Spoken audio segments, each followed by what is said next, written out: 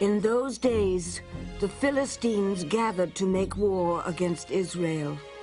They drew up their forces, and the battle lines were deployed. 1 Samuel 4:1. In biblical times, the warrior-like Philistines are an implacable enemy.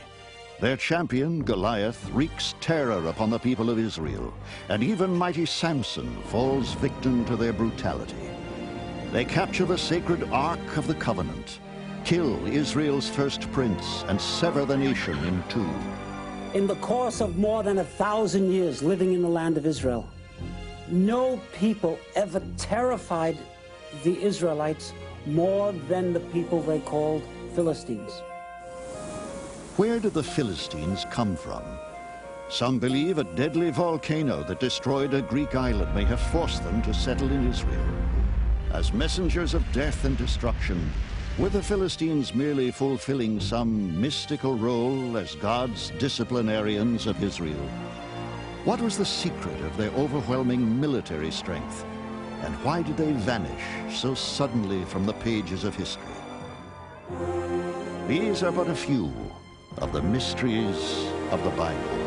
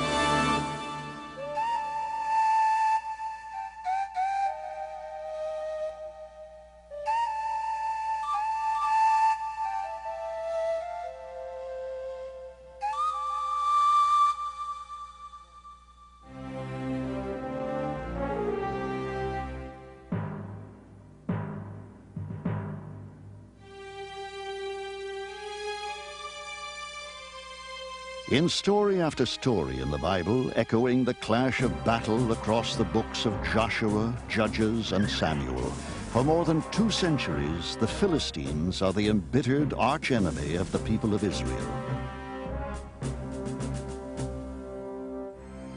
Though long gone, their warrior legacy still haunts the Holy Land.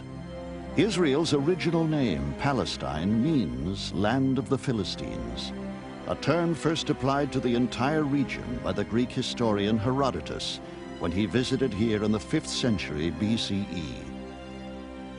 Living along the southern coastal plain, their civilization was anchored by 5 key cities: Ashkelon, Ekron, Gaza, Ashdod, and Gath. Having settled the area long before the exodus from Egypt, the Philistines may have blocked the way of the Jews to the Promised Land. When Pharaoh let the people go, God did not lead them on the road through the Philistines' country, though that was shorter. God said, if they face war, they might change their minds and return to Egypt. Exodus 13:17. The Bible tells us that rather than confront the Philistines, the Israelites undertake a lengthy detour through the wilderness, where they will wander for 4 decades. After the Israelites settle their new land, the Philistines begin to play an influential role in the fate of the region. God mysteriously uses them as instruments to punish the Israelites for repeated disobedience of his sacred covenant with them.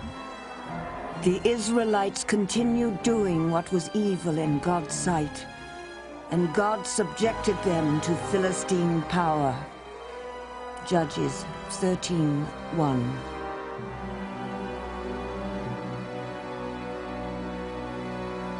Parts of biblical prophecy saw these enemies as tools of God, the rod of God with which God chastises the people for their sins. Now, this became a theme, and an important theme, in later prophecy. The Philistines will be the bane of Israelite existence. They will go on to influence the lives of the Jews' first two great kings. But who were these seemingly aggressive foes? What kind of people would evolve into such a dreaded enemy? Until modern times, almost everything known about them came solely from the Bible, as recorded by the early Israelites.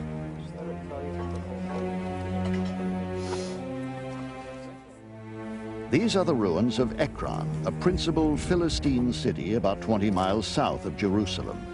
Here, science and archaeology have changed our perception of this once feared people. It's the only place till now where we have this overall picture of a city plan, of the fortification, of the industrial belt, well planned. And it seems that in antiquity, these people were very conscious of ecology, something that is so modern now. For us, it's very strange. We go back, and these people were definitely very aware not to have industry in the heart of the city. Today, the very word Philistine is a derogatory term describing someone lacking sensitivity and devoid of culture. In contrast, treasures found at Ekron and at other sites present contradictory new insight into these ancient foes. The fact is that among the most beautiful things I have ever seen on display in the Israel Museum in Jerusalem are precisely Philistine objects.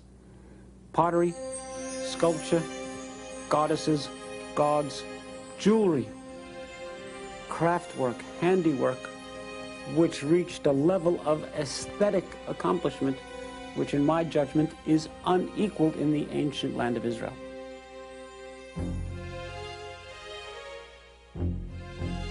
At about the same time the Philistines are developing their culture in Palestine, cave dwellers in Nevada first use primitive decoys for hunting ducks. Oracle bones in China are engraved with questions to aid the king in foretelling the future. And in Mexico, ceramic figurines are buried with the dead to indicate their social status. In other parts of the world, a new metal is first smelted and beaten into use. Its name, iron. Was this the key to the military power of the Philistines? There was no blacksmith to be found in all the land of Israel, for the Philistines had said to themselves, the Hebrews might make swords or spears. 1 Samuel 13:19.